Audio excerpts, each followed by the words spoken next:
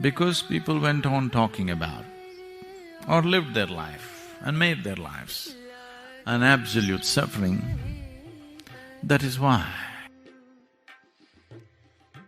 this whole idea of heaven. Heaven is a bloody perverted place.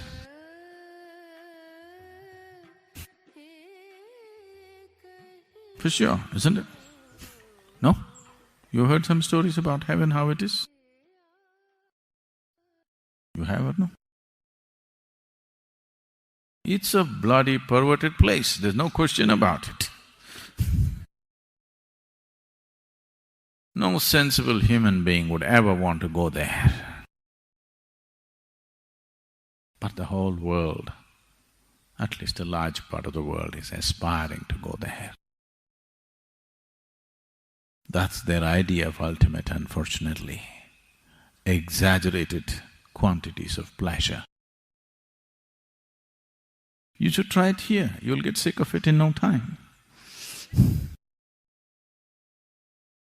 Because always it's been rationed. Pleasure has always been rationed to people. They think larger quantities is going to be better. Have a large quantity of pleasure and see, you will get sick of it. Because pleasure is just a poor substitute for joy and blissfulness.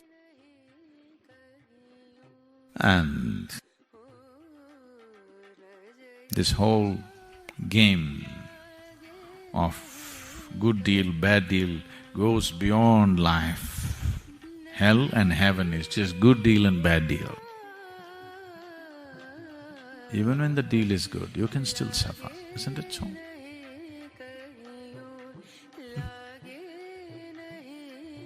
Are you not capable?